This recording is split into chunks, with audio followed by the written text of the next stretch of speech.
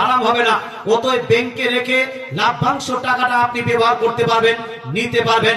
কেউ যদি নিতে না চায়, না নুক্কা না নুক্কা কেউ নিয়ে জবরদস্তি বলেছে।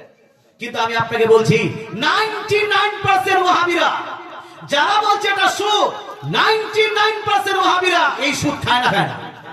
ভালো না? 99% আর পাবলিক বাদ দাও, মৌলবীরাও খায়।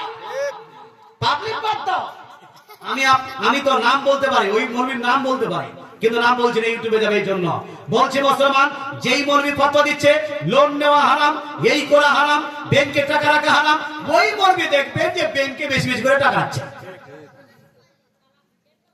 হ্যাঁ, আমি বলছি ভাই, আমি আপনাকে বলতে চাই যে খবরদার সে সুন্নি হানাফিদের উপর ফতোয়া দিবেন না। আপনি যদি না খান এটা আপনার ব্যক্তিগত ব্যাপার, আপনি না নেবেন ব্যক্তিগত ব্যাপার। কিন্তু যদি ফতোয়ার দৃষ্টিকোণ থেকে দেখেন তো এই সরকারি ব্যাংকের আন্ডারে যেটা চলছে সেখানে লাভ্যাংশটা সুদ বলা যাবে না। সুতরাং এটা হলো জায়েজ। যদি যেহেতু এটা জায়েজ, সুতরাং এই ব্যাংকে কেউ যদি চাকরি করে, চাকরি করাটা জায়েজ হবে। এই ব্যাংকে কেউ যদি লেনদেন করে, এই লেনদেনটা জায়েজ হবে।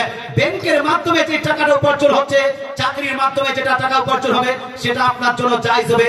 এটাকে না জায়েজ বলা যাবে না। আশা করি উত্তরটা পেয়ে গেছেন। একবার দরুদ শরীফ পড়েন, আল্লাহুম্মা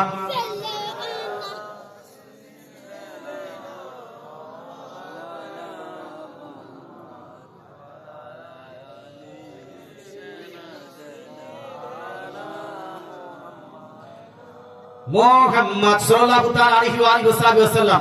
আচ্ছা, বিয়ে তো করতে হবে, হবে না? হবে না ভাই? এই বিয়ে করতে হবে না? হবে না? হাসছে সব, কি বাজি বিয়ে করবে না এরা? হ্যাঁ, আল্লাহ তাআলা বলেন কোরআন শরীফের মধ্যে সূরা নিসা আয়াত নম্বর 3, ফানকিহু মা তাবা লাকুম মিনান নিসা। হে আমার বান্দারা, তোমরা বিবাহ বন্ধনে আবদ্ধ হও, মহিলাদেরকে বিবাহ করো, যেই মেয়ে তোমার পছন্দ হবে বিয়ে করো। বিয়ে করার প্রসঙ্গে আল্লাহ তাআলা রাসূল বলছেন, আন নিকাহু মিন সুন্নতি, বিবাহ করাটা আমার